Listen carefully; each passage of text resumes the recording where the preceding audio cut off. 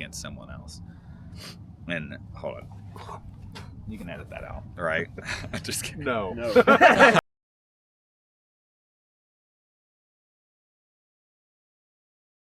No, a scratch isn't going to hurt it. All right, dude, you're golden. Can I start talking now? Because it's cold. Then we get on thing. Go ahead. All right. So, Rodney's not here. So Rodney normally leads this, and he's like, "You got it." And I was like, "Okay." I mean, I do. I'm a pastor. I know how to talk about Jesus. But anyway, so we're gonna. What's gonna happen is, so we've been going through these like mini series, and so the last one they just went through is like knowing God is your purpose, and to like know God, to experience Him fully is our purpose, and then we have like mission and calling that God can call us to step into that's different from every season. But one of the things that Ronnie's going to start going through next is like what love really is. And so there's a lot of times there's misunderstandings of what love is. And sometimes it's broken up and it's misunderstood in the different forms. And so there are different types of loves that we see in the Greek. There's like brotherly love. There's like romantic love. There's like self-sacrificing, like agape love, which was what you see like that God has for us. And so what I'm going to do is I'm going to read and give you like an overview. And then over the next couple of weeks, we're going to break down each of these things because God's love for us is unconditional. Like we don't do anything to deserve it or to earn it, or we wouldn't earn it because we suck in comparison to Him. But in 1 Corinthians 13, you see this read at a lot of weddings. It says, "Love is patient, it is kind, it does not envy or boast, it is not arrogant or rude. It does not insist on its own way. It is not irritable or resentful. It does not rejoice at wrongdoings, but it rejoices in the truth. Love bears all things, believes all things, hopes all things, and endures all things." Like God placed in you a desire to fully experience a different kind of love, one that is unfamiliar to the natural world. And there's a lot of romanticizing and a lot of things that you see that project false views of love in our life. And the love that you were designed for, the one that your heart craves, whether we realize it or not, come only through a sacrificial, selfless, like commitment love.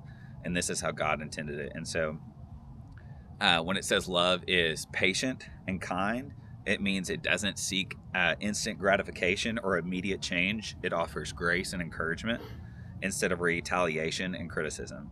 It considers actions, attitudes, and words. When it doesn't envy or boast, it means it celebrates another. It doesn't have to win. It doesn't have to be better than.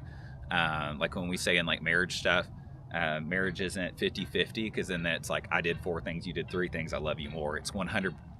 And just some seasons you're a 100%, might be 30 of what you normally could, and your spouse helps you in that season. But you're given 100% of what you can. Love humbly admits failures and shortcomings rather than making excuses or denying them. Love isn't rude, and it's not insisting in its own way. It's self-sacrificing rather than demanding or manipulating to get its own way. It finds joy in serving others. It studies the needs of others and desires to care for that person first. Look at me. Center and then look at me. That's how you do it. How did that feel? Do you want to do it again? You did great on that one. Go up there and do it again, Anastasia. That was probably your best one yet. Heck yeah. You get better.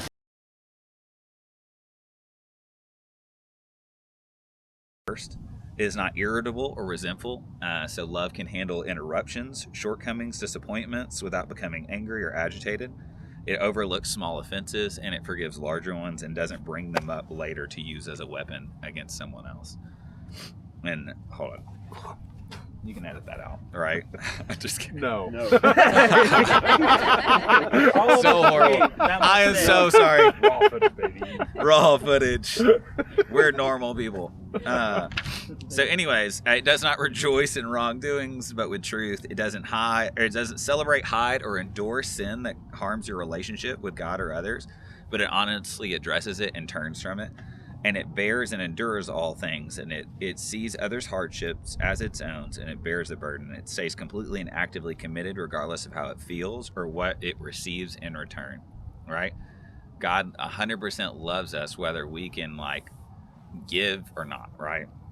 And it believes and hopes all things in a trustworthy manner.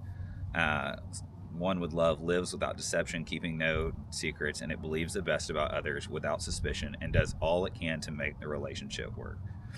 And so we want to learn how to embrace God's definition of love, but we can't love like this without having first understood how he loves us. And it's an overflow of that helps us, show this type of love to the others around us. And so something to be thinking about what those look like in your marriages, in your relationships with other people. And then over the next couple of weeks, Rodney's going to be like fleshing that out to see what that looks like. But I'm going to pray, and then we can go ride in the cold. God, we thank you so much that you're a good and loving.